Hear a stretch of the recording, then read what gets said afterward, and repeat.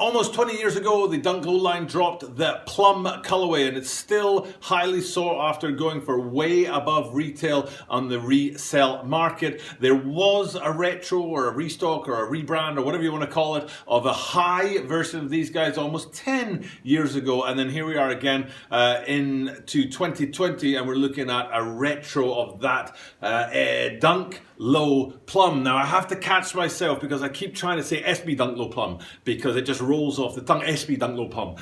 Try saying it yourself. Dunk Low Plum. It feels like something's missing, but these are not SBs. They are just a straight up Nike Dunk Low Plum. No SB, no Pro in there. And they are a clean looking sneaker. There's a couple of things on them that look like they might be a little bit different to the OGs, but basically what you're looking at is a straight carbon copy of what dropped originally almost 20 years ago. And that's what we're going to be doing today, is looking at the upcoming release, the upcoming retro of the Nike Dunk Low Plum.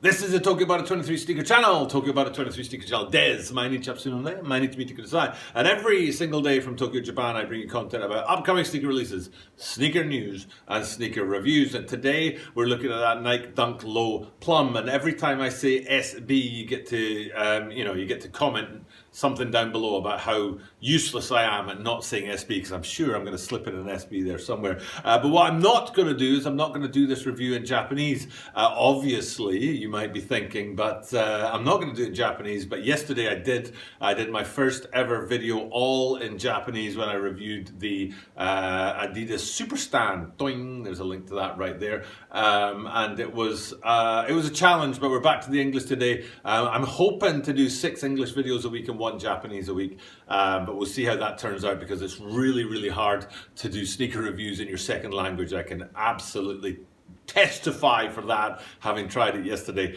I don't know how that's been received yet, because I'm shooting this video before yesterday's videos dropped, so it's a confusing timeline on those things. But we'll see if those comments come in on my efforts to speak Japanese. But we're not interested in that today. What we are interested in is Yeezy samples. What? Yes, we play a game at this channel where I get rare sneakers in hand from Shoe Butter every Sunday, and usually it's a game, but not this week. I'm just going to tell you straight up that on Sunday we're going to have 4 pairs of Yeezy 350 V2 samples that most people have never seen before, which is like super rare and very worth checking in for. So instead of playing the game that usually leads up to that, let's just go straight for the throat and go in there and tell you that we've got these Yeezy samples coming on Sunday. Definitely check that out. But what you're interested in while you're looking at this video is the Nike Dunk Low Plums and everything about those guys. So let's have a little look at these guys. I'm going to start off by looking at the toe box because recently I did a video about the Dunk Low Pro Infrared, and the Dunk Low Pro Infrared had a mesh toe box on there, or at least a toe box panel, and we talked in that video about how you couldn't have perforations across the toe when it's made of mesh. It doesn't work that way, whereas leather or suede or any hide material will allow you to put perforations in it, and the perforations will stay put. And as you can see from this picture behind me here already, is that these guys have those perforations on the toe there. They are a predominantly suede sneaker, so that suede toe box on the front there allows them to keep that perforation for a little bit more air and a little bit more circulation on these guys. Now, speaking of that toe box there, you can see 2 colorways on it. One is a sort of slightly more pink, and the other one is a slightly more purple or plum. And when it comes to Dunk Lows, whether they're Dunk Lows, Dunk Low Pros, Dunk Low SB Dunk Lows, or SB Dunk Low Pros, it's generally speaking a triple 3-part colorway. And this is classic, keeping with that OG sort of theme and that OG branding and blocking. That's the word I'm looking for, the OG blocking on there. So we'll start with the toe box and look at the actual toe box itself, which is in that kind of more purpley color than the sort of pink of the panel beneath it. And that purpley color sort of runs through, I don't know, to me it runs through the structure of the sneaker. So you've got the toe box and then running up into the lace stays and then running down into the ankle support, which is all about structure and the solidity and the construction of the sneaker. But then you flip it to the other color, which is a more pink color, which is in that panel on the toe box, and it is in that midfoot there.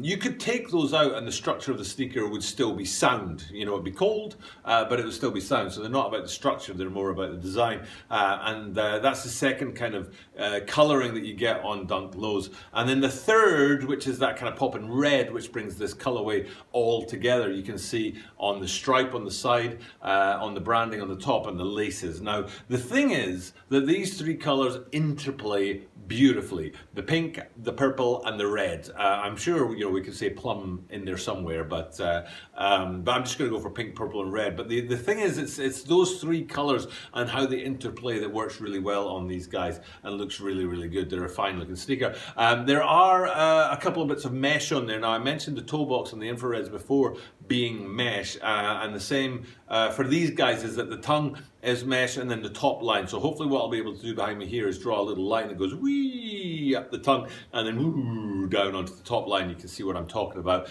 and how that mesh comes in on there. But that's that's just pure construction of a sneaker. They're the two most what's the word I want to look for here? The two most moved parts of a sneaker when you put your foot in and out the top line and when you're adjusting the tongue. So they do tend to get a bit more wear and tear and damage to them. So of course, having them in mesh will last a little bit longer than suede. So it's not a bad thing to have those guys in. Now, talking of the suede, if you look at the suede and get nice and close, we'll go in on the swoosh on the side. You can see, you can really get a sense of the texture and the softness that's going to be at play on these guys.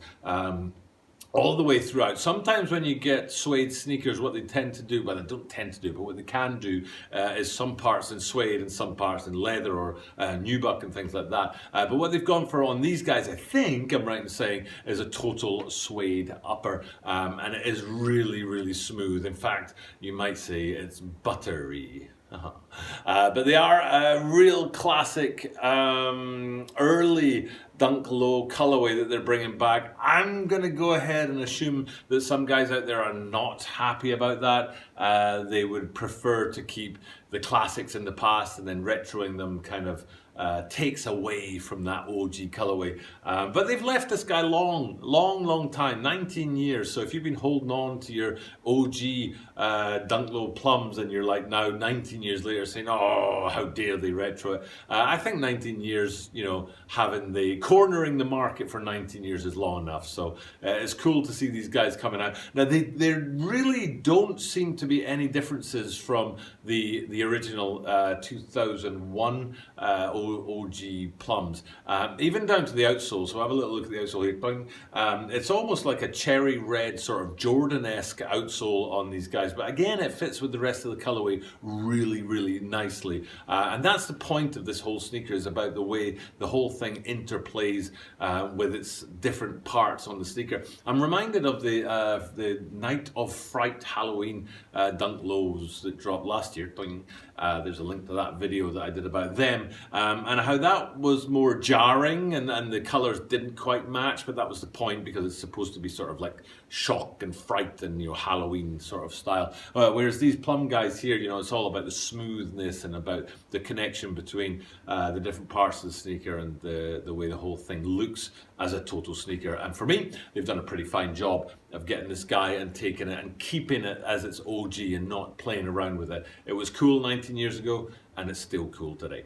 Okay, that's my review for today. Thank you guys for checking it out, and thank you for checking in as I do this every single day. I appreciate having the people out there who are checking it every single day. Those Yeezy 350 samples that will be coming along on Sunday are one heck of a 4 pairs of sneakers to wrap your eyes around. So I super recommend checking out that Sunday video. We have had some other videos. I think, a really sweet pair of shoes in hand on Sunday last week was these guys right here, the Jordan 14 Oregon Ducks. Many people, when you say Oregon Ducks and Jordan, they think of the 5s, but these 14s were just really smooth. And if you're talking about a smooth pair of sneakers in these Dunk Low Plum, then those suede Jordan 14 Oregon Ducks, man. Woof. You definitely want to check out that video. For now, though, it's time for me to sign off, and thank you guys for checking out my content. But I do this every single day, and that means that you are guaranteed to see me tomorrow.